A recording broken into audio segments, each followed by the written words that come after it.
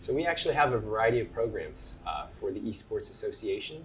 One is career readiness. So we actually work with the Career Center here to better prepare our association members to learn those life skills that they are going to need so that when they make that transition over to a career pathway. Awesome, awesome.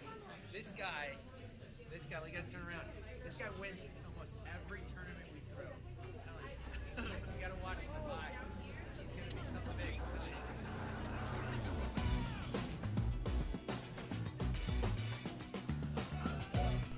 CSUDH Esports Association is centered in 4 domains: academics and research, community engagement, competition, and entertainment. We're trying to make sure that the students are prepared for the future, that they understand the diversity that media offers now, and again, look beyond the traditional outlets. They can gain fieldwork, partnerships, as well as potential job opportunities and in both the higher education and K-12 fields. We believe that esports is a strategy and not an outcome. Our association is here to help anyone that is willing to learn how to take your gaming skills to the next level through a supporting community. If you are looking to showcase your production talents to help support our esports teams, then this is the association for you. We host online and on-site tournaments that will allow our members to showcase their competitive spirit. Our association broadcasts out our competition and practices to entertain our community as well as our global audience. We believe that by joining us, you will come out of the association feeling transformed and better prepared to transfer your skills into your career. Join today and begin to explore endless opportunities through our Esports Association here at Cal State Dominguez Hills.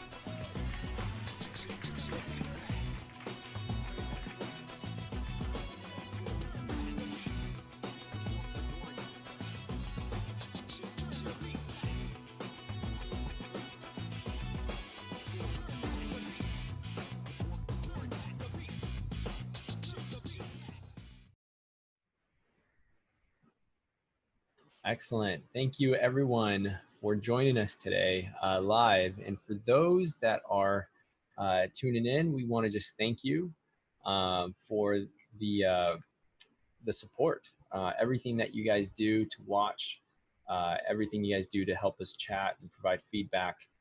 This all helps contribute to our esports program.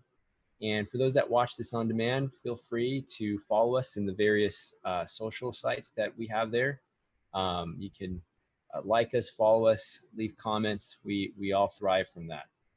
Okay, without further ado, we have a very special guest in John Nomis, freelance writer and former PR marketing manager of Cloud9 of last year. He will be talking about the opportunity in esports. So please give a warm welcome to John. John, thank you for being with us. Hey guys, thank you, Ruben, for having me. It's really exciting to hear what you guys are doing over there at Cal State Dominguez Hills, and I'm excited to be a part of it. Excellent, excellent. Well, thank you. Well, John, if I may, just to get started, a couple of questions, get to know you a little bit more. So please just share with us your introduction to gaming and into esports. Yeah, totally. So growing up, I guess I got into gaming with the NES Zelda. Nice. Yeah, I got a pretty funny story about that actually. It was a Christmas gift, but my dad psyched me out. He didn't leave it under the tree. He like had it hooked up to the TV, and I went out of the tree. I'm like, oh, Santa forgot me, and he's like, oh, you should go check again. And then he hooked up like Zelda while I was checking, and yeah, so I think that was my intro. Zelda, late nights playing Rampage. You know, there were no save files, so we had to grind it. Wait, that's a really cool story. Wow. Yeah, and then that went over to PlayStation 1. I was definitely big on Sony initially, and then Halo came out, and I was like, oh, hold on a minute, let me check Xbox. So I've been a console guy pretty much my whole life. I've kind of tried a little bit of PC, but I think my PCs were just always too old to run the stuff I wanted, and the console is just so quick and easy. And then, yeah, my career kind of did not go into gaming. I started with Bleacher Report. I worked over in education for a couple of years. And then thankfully, when I moved back to Los Angeles, the person who I was working for up north had a connection with Cloud9. and we hit it off. And yeah, I landed a job there in 2017. Wow, amazing. I mean, just how that just through networking, through Yeah, I was yeah, thinking about that going into this chat. I was like, I wish I had like one of those like bootlace stories where it's like, I worked really hard and they noticed me. But unfortunately, it was totally who I knew that okay, got me put no, in. I mean, it just goes to show. I mean, networking, the power of a network, and Yeah, the work that your background brings. And I just heard a couple of things that you just said there. So you have a background in education. So you actually worked in education prior. What did you do in education? yeah. So when I worked at Stanford, I was an administrative associate for about 10 months, and then they moved me over to be their facilities manager. So I don't know that I was super in the education aspect of it, but I happen to work for the School of Education. But before that, I taught screenwriting, a screenwriting workshop at UC Berkeley, and also for a group here called Inner City Filmmakers. Ah, nice. Okay. Yeah, So your degree and your background, if you don't mind sharing what that is. yeah, English lit. So yeah, I got a bachelor's in English lit, and I have an associate's degree from Valley College here in broadcasting. Nice. Okay, Yeah. very cool. So is that something that you've always had aspirations, or did you just kind of learn as you go as you went into college, or what was the background in that? Yeah, so I got another funny story for that one. So I went to Valley College and I worked on my general ed. I wasn't quite ready to transfer yet, and so I took an extra year. And I was just like, I'm gonna do what I want. I got everything checked off. I just need a little bit more time here in LA. Um, and so I was really interested in broadcasting. I started taking all those courses, and I had no intentions to get the associate's degree, but I happened to do all the requirements, and they're like, "Oh, you qualify." I'm like, "Oh, well, I guess I'll take that then." uh, Nice. yeah, I went to the inner city filmmakers group here, and that was where kind of like I got a love of writing, and so it was more filmmaking. But when I got to Berkeley, their film program is very it's focused on theory. It's like analysis rather than production, and that was kind of what I was into back then. So I switched over to English to hone my writing skills. Yeah, and that's really actually come in handy quite a bit for even for all the jokes about English majors that float around. That's right, right. There's always these little jokes out there that want to poke a little light or truth or what have you, but it just goes to show that hey, you could really take it and convert it into anything you want Yeah, if you have that capacity, right, and that will. And also, networking helps a ton. yeah, definitely. Oh my goodness. So you know, esports. So when you got introduced to Cloud9, just please share a little bit. What Cloud and who is Cloud9? Yeah, totally. So my introduction to esports and Cloud9, it happened at the same time.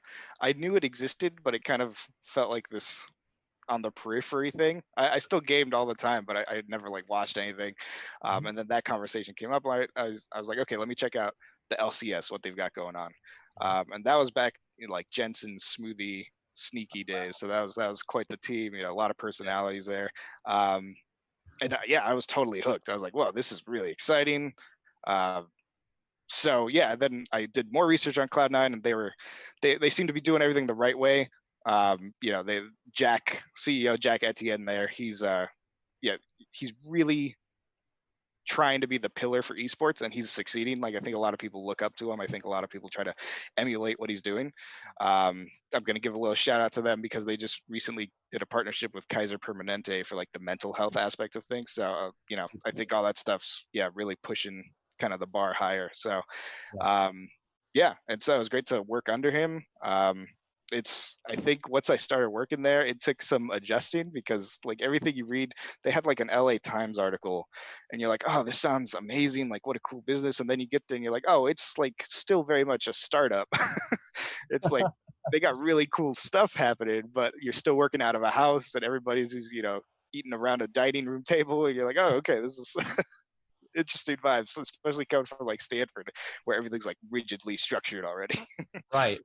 So to share a little bit about that because yeah, I mean that whole experience, you know what I mean? Now you're going into this new industry, if you will, Yeah, and it's very much, startup feel, right? It yeah, almost feels like it's the rules are there, but at the same time, it's almost different structures for different folks, so that way they have the right environments to excel in what they're doing. And so, how did you feel going into a space like that? And did you feel like you had the environment you needed to produce some great writing? Totally. Yeah. So I think there were two major adjustments. The first was, yeah, like just the tempo and the Mm. relaxed atmosphere. I think a core concept of the relaxed atmosphere is like a lot of trust. They trust that you want to be there. They trust that you're going to do what you got to do. So I think eventually I got to a point where I'm like, all right, this is, I'm used to the 8 to 5 grind, check in, check out thing. So it's not quite there, but I appreciate, what's going on, a lot of exciting stuff going on. The second thing for me too was I feel like I was a little bit of a late bloomer because I was 27 when I got there, and like everyone around me was like 19, 20. Like I think, outside of Jack and Polly, his wife and co-founder, and the president, Dan Fiden, I feel like I was the fourth oldest. So I was like, oh man, this is am I like in a position of mentorship, or am I like behind the curve? What's going on? But yeah, no, I think the atmosphere is very, I think part of it is the fact that you're in a house. It's very family oriented. There's just do your job, Right. but no one's going to be hounding you to wear a suit and tie, or really kind of measure up in any way. It's like do the best you can, and we're all Yeah. kind of figuring this out at the same time. I think everybody was kind of figuring out what's esports going to be. Right, right. I mean, and you started in a way where there was a lot of ideating going on, a lot of ideas being thrown, and a lot of testing as well. Yeah. So, can you share with us, like, perhaps just a little insight of what that process looked like for you to write? Like, what was uh, your development, if you will, and then what team did you have to work with, and how did that team have to work with other teams to help the organization as a whole? Yeah, totally. I think there was so much growth happening that like the answer to that is different at like any point in the time I was there. Like when I got there, they had one gaming house and like one gaming apartment. Um, there was no franchise in the LCS. There was no Overwatch League, and all these things like Cloud9 would kind of be a leader in eventually. And so yeah, my writing was just kind of like, this guy can write. He writes well. Well, we need something written. Let's go to him. And then it really kind of started growing. We brought in some more people for social media. We brought in Mateus, Emily. They're both just absolute all stars, and so a team really started to form. My When I switched to PR marketing, my boss Eunice Chen, who I cannot say enough wonderful things about, she like really kind of had this team under her thumb, and we were like working as a unit, and we started to really just gel and be like, okay, I know what they need. They know what I need. Let's bring it together and kind of have campaigns, full blown campaigns and everything put together. But yeah, by the time I left, obviously the London Spitfire were, Overwatch League champions, and Cloud9 was one of the original franchise teams in the LCS, and they had like 6 different gaming houses. And it's just like in those 2 years, it's been exponential. And I imagine it continues to be that way. Right, right. I mean, it just goes to show, I mean, what I'm hearing, it's like every component, every team that has these positions, all feed into a organization of a team that represents, hey, the skill level, the ability to go out and compete, and how all of that works in concert to help elevate them into those spaces. So yeah, I mean, so did you get a chance to be there with the players, with the team, and more of the practices behind the scenes, and also during the time of tournament play? Yeah. I'm sure this pre-COVID time, right? So I know. it's a little different now, but Fond memories. yeah, yeah. So did that help you contribute to your writing, to what it is that you were reporting out? Yeah, I think so. Definitely. So yeah, my first year there, I was the executive assistant to Jack, and so I went with him and the team all the time to the LCS matches. I watched them play. I watched them when they were at their peak. I watched them when they had tough losses. You really get to know these guys on a deeper level. You're there when they're scrimming because everybody's in the same place.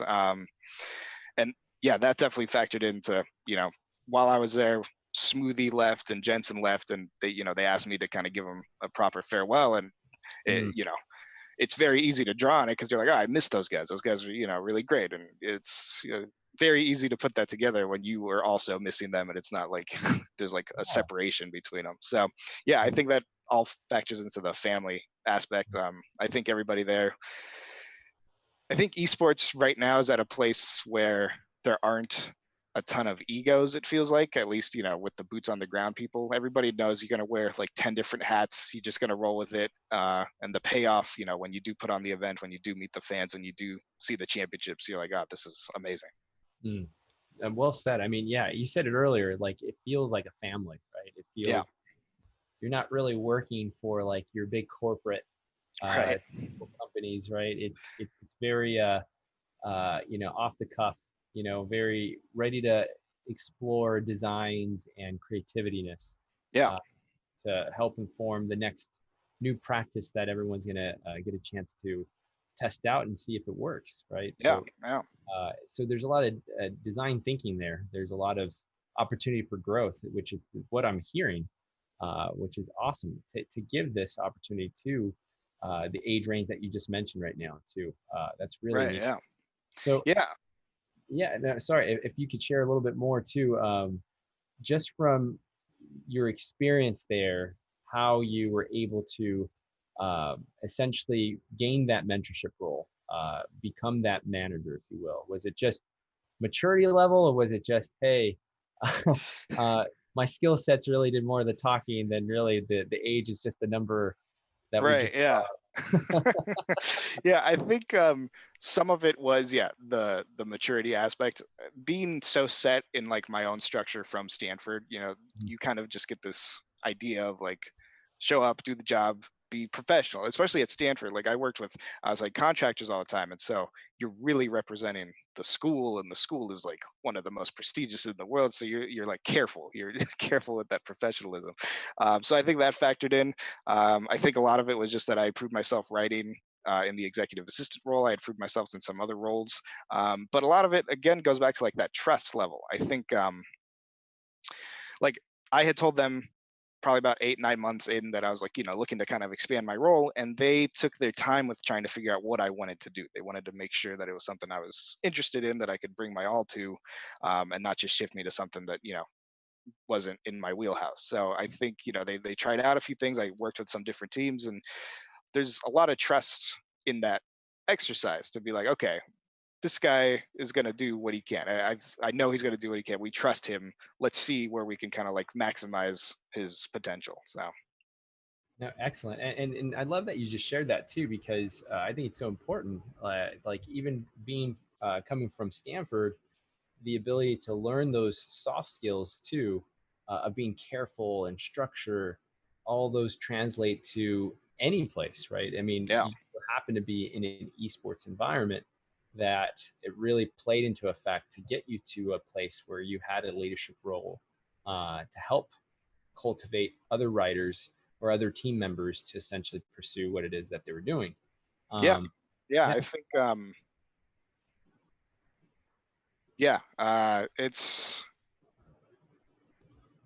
it's one of those it's a like, bit of the Wild West, you know, yeah, like you yeah, get there and it's a bit of the Wild West, and there's pros and cons to it, right? And but the pro is definitely like, if you excel, you're going to go through so many hats working with so many people that wherever you shine, it's going to be seen, and you're going to have a chance to, yeah, just kind of have this big spread of what do I want to do? What can I try out? What am I going to be good at? nice. I mean, so tell us. I mean, so many hats, right? So many different roles. So, I mean, are these roles changing by the day or by the hour? I mean, how extreme? Yeah, I mean, sometimes they can't. So in addition to that, I was kind of doing events. I was doing events. I was doing branding. I think branding, marketing, PR, all kind of share a pretty good space. But yeah, before that, I was doing their facility stuff for a few months as the executive assistant and everything. So I think, yeah, you got to learn to just go with the motion of the ocean and trust it. Um, but I at the love same that. time, you learn a bunch of different skills. You know, like coming into it, I was facilities manager, for commercial stuff. And then it was totally different ball game with like homes and buying homes from people or renting out homes for an esports team. And that's a tough sell as well, to be like, hey, there's going to be a ton of 18-year-old gamers moving into your house. So there's those soft skills came in handy on those sales pitches as well. I'm sure it's not easy. I mean, you're literally, it sounds like you're adopting a family.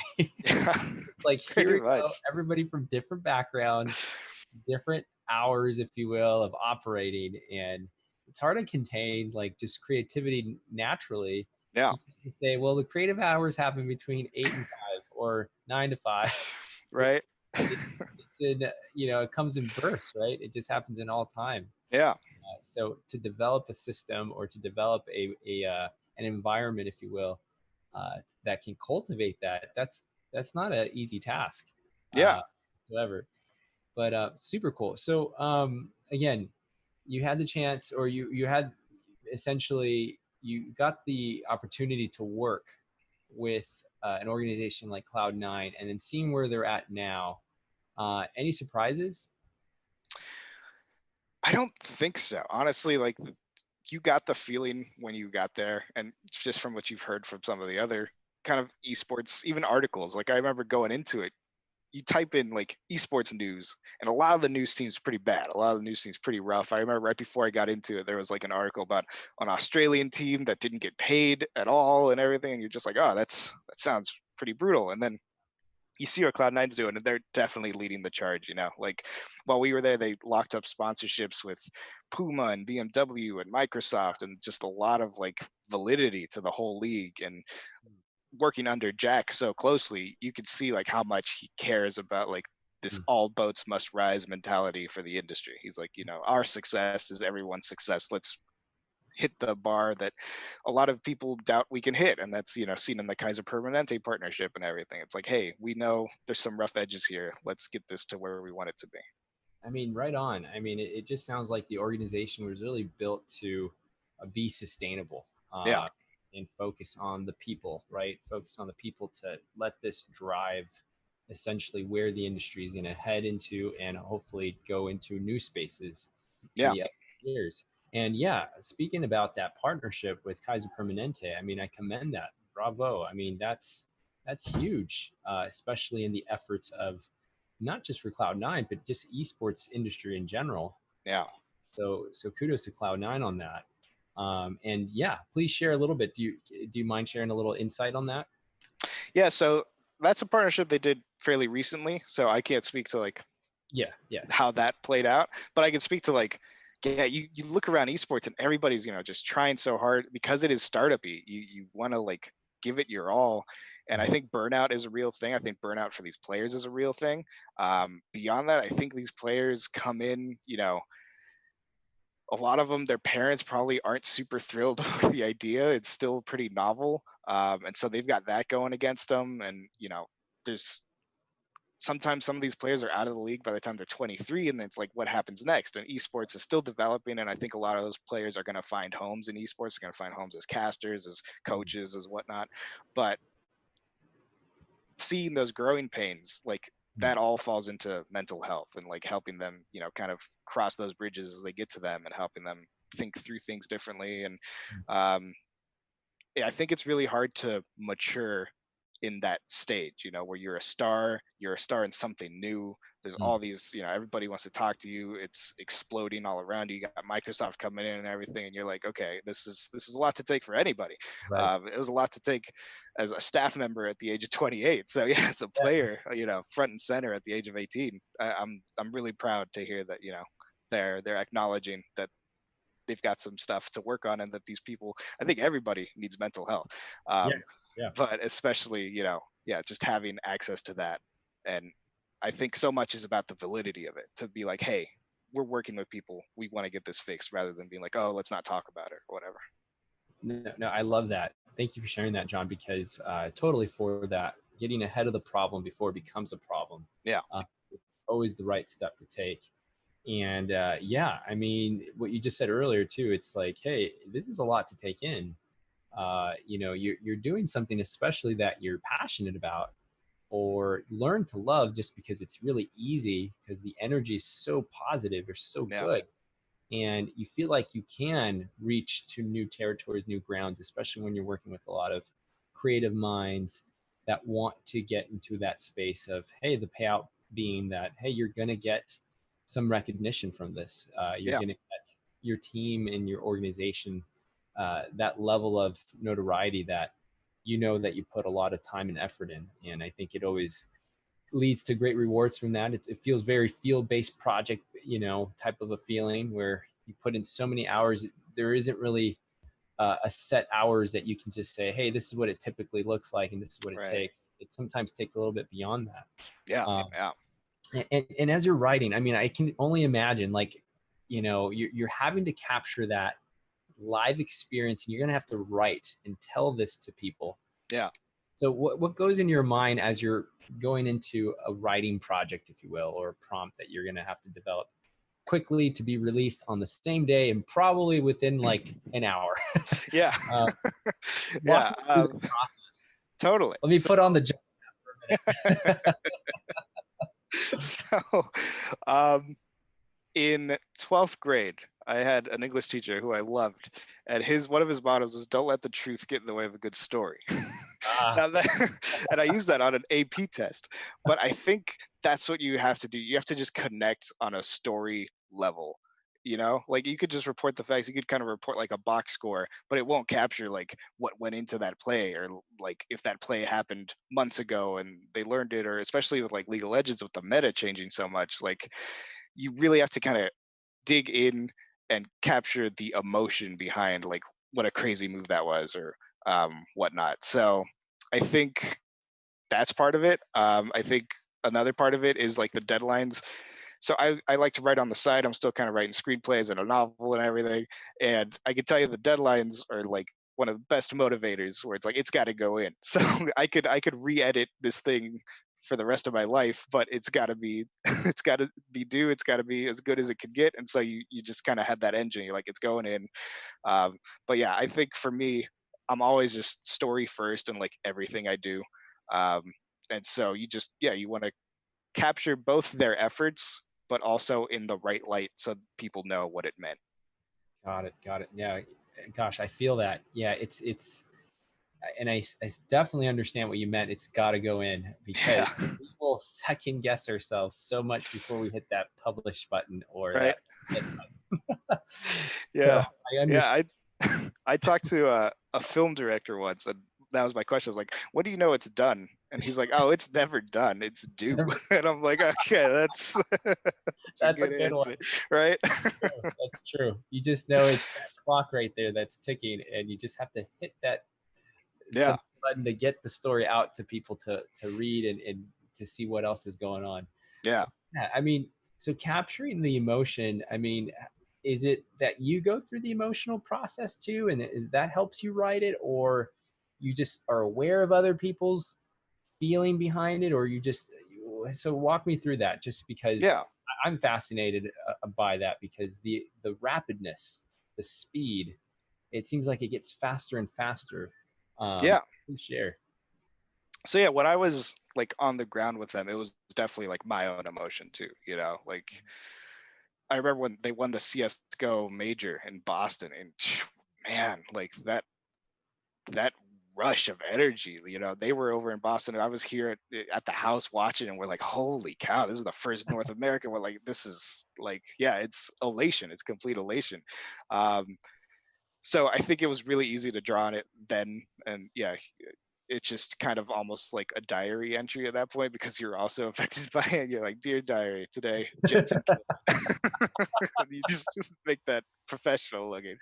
Um, but yeah, now that I've like just a contracted writer, I have to do a little bit more effort, because it's not, I'm not totally immersed in it, and I have to do a little bit more effort to see where they're coming from, see what led up to this moment. I think, you do have to kind of do the research and be like, okay, I could just report again like the final score, but Right. what does the final score mean when, it's a team that turned it around midway through the season and whatnot. So I think you do have to kind of do a little bit of research. I think for me, a huge boost has been being a traditional sports fan my whole life, and so you've been seeing those like comeback stories and like these amazing, like I've watched so many sports documentaries, so I draw on that a lot. Very cool. Yeah, I mean that's it's always key to know where inspiration comes from, right? And Yeah. you're totally right. Sometimes, we could see the end of the day the stat line, but Yeah. there's some stats that don't even talk about the story, Yeah. or can't even, put the story in place for you. You just go, oh, okay, well that's good to know. But did you really want to know what really happened? Right. Is Exactly. what builds the fandomship, the ability to want to know more, especially if you're a new time viewer. And that was my next question there to you is like, how do you introduce something new to somebody that is brand new to the scene? Yeah. And before they jump into reading the content, like, do you preface it a little bit? Do you help that new reader understand a little bit about esports in general, and then go into some of the writing that dives in a little bit deeper? Yeah. So I think a good portion of the writing I did there is it's like assumed that it'll be read by Cloud9 fans. And so there isn't so much of an effort spent into like setting the stage. But there was one article I wrote on a streamer, um, and it was like a more biographical kind of interview piece. And I think like there I really had to capture like kind of the evolution of what it meant to stream. She's like a successful Twitch streamer, a successful YouTuber now, but when she first started, she had her laptop sitting on the windowsill because it got so hot during editing and stuff. And like that's all part of the evolution of it. She used to just play Halo. She happened to be a really good sniper, and it was like, oh, do people want to see these things? And I think in pieces like that, yeah, you have to like really show the evolution, because I think a lot of people kind of think it's come out of nowhere and they don't lend too much validity to it. They don't see like the roots that Mm. go all the way. I mean, I didn't even see the roots. Like I saw, like the League of Legends, and Cloud9 was established in 2013. And then I started meeting people who were like, oh, I've been doing this since StarCraft 2, 2006. And I'm like, wow, I didn't know like it went back so far. And so Yeah. I think it's, yeah, for new people, the history goes a long way. Yeah, I mean, and you just said it right there. It sounds like, you had to really do some digging, and the fact that you were able to be in the same space with the team players, and at the same time other people from that were working in different positions to help the organization. It's like you got a chance to live with them. You got a chance to really be around them and see those ups and downs. But did you have to like go into it like interviewing them prior, just so that a little bit of background, or was it just an organic process that just occurred just to get to know somebody? Yeah, I think that was mostly organic for most of the pieces. I think there was definitely, yeah, for like the biographical piece and any like deeper content we did, you definitely kind of had to, yeah, just talk to them and be like, hey, what's your story? How'd you get here? And I think the flip side of it was the public relations thing. I had to coach a lot of the players to be like, hey, you're probably going to get questions about like, how'd you get here? What do your answers look like to that?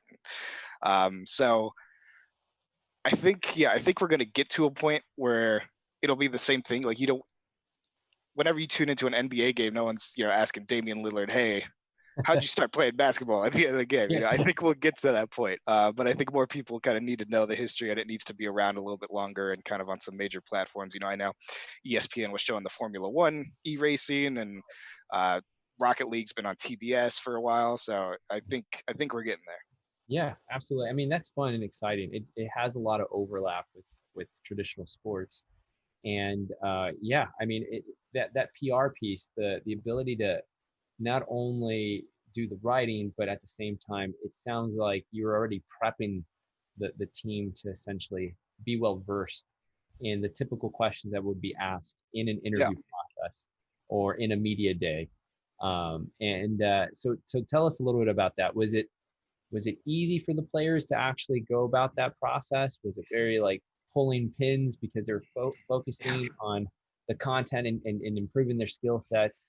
How was that process, if you don't mind? Yeah, I wouldn't call it easy. I think, yeah, I think a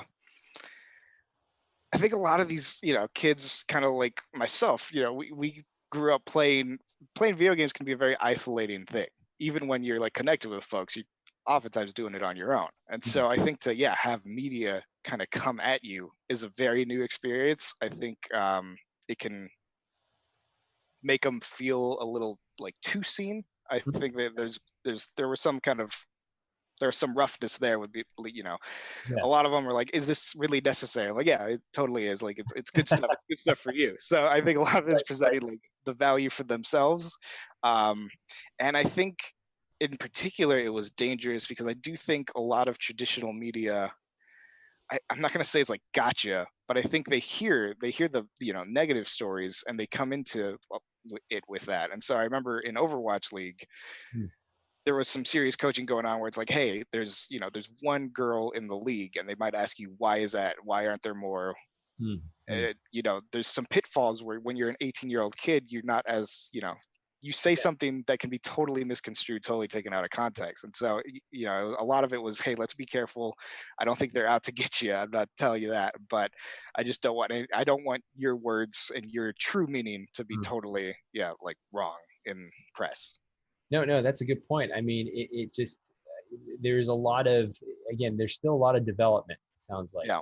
So, and that's okay. We're always constantly developing, but it just goes to show like the PR piece is such an important role to just be able to share this with the team, with the organization. Like, hey, if we want to put our best foot forward, we just always have to be prepared. Yeah. It's like at anything, and so it's best to practice, if you will, what it is that we do, so that way we're able to do it out in the real stage and be able to showcase what we've been working so hard on. Yeah. Yeah, and I Right. think that's been getting better too. I think, initially it was kind of a tough sell with some outlets to be like, hey, this is actually a really cool thing that's happening. And they're like, esports. But with the more time goes along, the more kind of gaming people and people who understand the scene get those jobs. And so like by the end of it, there's a writer over at the Washington Post who's like all about it, and like he's down for every story. And we've got Jacob Wolf over at ESPN who's down for every story. And it's like it's definitely gaining a lot more traction, which is good to see. No, and I love that. I mean, writers respect other writers. And I've always heard this awesome quote too from another writer saying, Ruben, writing is, a profession that you simply have to ask yourself, if you want to become a writer, then write. Writers always write. Right. It's you go do it. You essentially would love the ability to bring a story together and love to story tell. And you hope that people gravitate towards what it is that you're passionate about. You know what I mean? And there's that level of, hey, I've got a lot of interest in this because I'm able to be part of it, and you're seeing it through your lens, and then you're helping others seeing it through so many different lenses and perspectives. So yeah, this is really cool that you got to share that with us, because man, I could only imagine as you're trying to capture so much creativity and you're the writer, you know what I mean? There's so much happening. Like I can imagine you have pages and pages of notes and like what goes into the final draft. Right. Yeah. I mean, that must be tough. Like to pick out one or two things just because you have this limited of space and word count to actually, shoot over to the publisher. Right. So, yeah, no, and especially when you're breaking down like play by play, you're like, oh, which play was the biggest? I keep thinking about the Counter-Strike major victory. That was like double overtime, first win for North America. There's like a huge, I think 1v3 in the double overtime period. I'm like, how do I convey how crazy that was in like this paragraph? I know. I mean, but then that's a point right there. Like, having to pick that play by play or that point, that pivot. Where did the game take a pivot, right? And if you're not there watching it, right, you're going to read about it later, or maybe you were there, but you were not at the lens that you were in. You're able to bring that insight that perhaps even a commentator live couldn't pick up, right at that point. Brings that other set of camera lens, if you will, to help promote what it is that we're watching, right? As things shift, right? When did that shift moment happen? Where did that paradigm shift happen to the other team where they just got something and it clicked for them, and then they go into this charge, if you will. My gosh. Well, I mean, so you mentioned about traditional sports, how that really helped you. Is there a particular sport that you like to watch that really kind of informs a lot of the writing style, or is the esports writing style completely different? So I think it's the NBA. Just this is a great question actually, because it's something I haven't really given a ton of thought to. But in thinking about it, my first thought was NBA, and I think like when you see League of Legends, oftentimes the action doesn't start until like minute 15, minute 20, where it's like the really good stuff, but things are happening the whole way through. And that's kind of what like a first quarter of the NBA looks like. You know, you're like, okay, is any of this gonna change the game? Probably not yet, but things are still happening. Westbrook still scored points. And so I think that's like the best correlation. Because when you look at like soccer and hockey, sometimes no one scores for a whole period and you're like, oh, did what really happened, and it's not as visible where there's like stats, you know, you're kind of leveling up and everything. You're getting closer to a triple double and you're leveling up your mana and stuff like that. So I would say, yeah, the NBA, the moment to moment, the NBA is a really good kind of like comparison to things like Overwatch, where again things are happening constantly and not any one thing might change the tide, but everybody's kind of getting stats as it goes. So I see. Well, very cool. Yeah, I mean, you always hear, esports gets, lumped in as, hey, this is a team sport, yeah, and it's, compared to all the other team sports, but you don't really hear that one particular sport that really helps to right, insulate a little bit closer to what game title perhaps, you're watching, right? yeah, And it could be different, right? It could be very yeah, different. absolutely, So no, thank you for sharing that. Yeah, I see it as you've got, the ability to capture, fans energy too on top of that, that I'm sure plays an X factor to the competition. And you see it in so many different screens and displays, but again, it's you don't really get the essence until you're like right there behind the scenes, yeah, leading up to what it really took to actually sit in that chair, right. go and compete full throttle, and here we go, we're in action mode. Yeah, um, so that's really big. I mean, to be able to tell that story, for people to know, hey, this is the timeline that it took right. to get to this space. Yeah. Yeah. And I'm gonna take a quick second to give a shout out to like any commentator of any esport, because it is a hard gig. And I remember watching League of Legends. It was like, yeah, it was like watching an alien TV show. I was like, okay. And then like the commentators got me through that, where I'm like, okay, I'm learning now. I know what that means now. Yeah.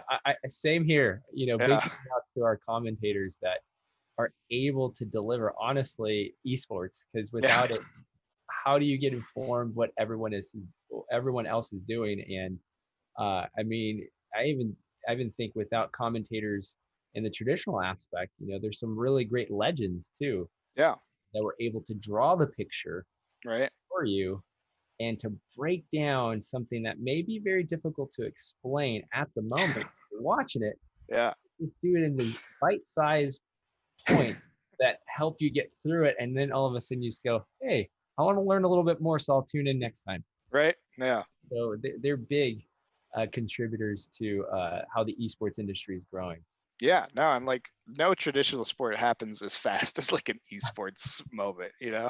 Like you can see the shot coming from a mile away, you can see the touchdown coming from a mile away. You can't see some of these moves.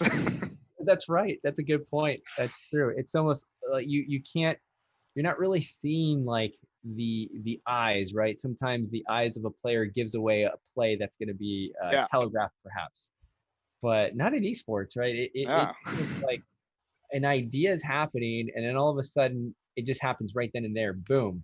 Yeah. And holy smokes, everyone has to change position, change what we're watching, and then be able to hone in on what that one move did to potentially lead to the outcome.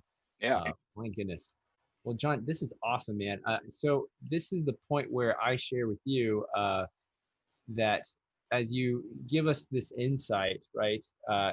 Please provide us with our community just some words of wisdom. I mean, I'm Totally. just blown away with the level of work and the ability to produce, and being one of the early ones to help Cloud9 in their initiatives, and then they continue to do the work. It just goes to show a reputable organization like that is awesome to see. But if you don't mind, just taking us home with some words of wisdom. Yeah. Yeah. Um, yeah, I think there's a ton of potential here. I think there's a lot of naysayers, and it can be easy to kind of get swept up in that. I actually did some research right before hopping on, where I was like, the first Super Bowl didn't sell out, and so I wanted to get like the numbers. It was the Coliseum, so granted, it's tough to do, Yeah, yeah. but yeah, they were like 30,000 people short, and look what the NFL's become in like 40 years. It's in like 20 years. It was the new church pretty much. It's what you did on Sundays.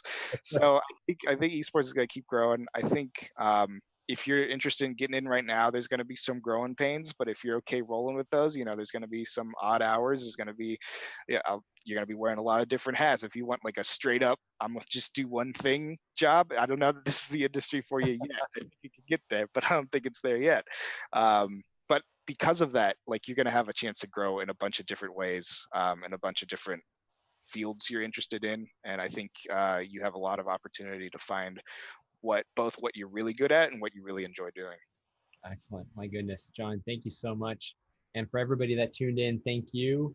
And yes, if you like what you hear, please, like I mentioned, please leave us a comment or a like or a follow. And I can't thank you enough, John, for being on with us. And for all of you, we say goodbye. Awesome, man. Thanks for having me. Likewise. Thank you.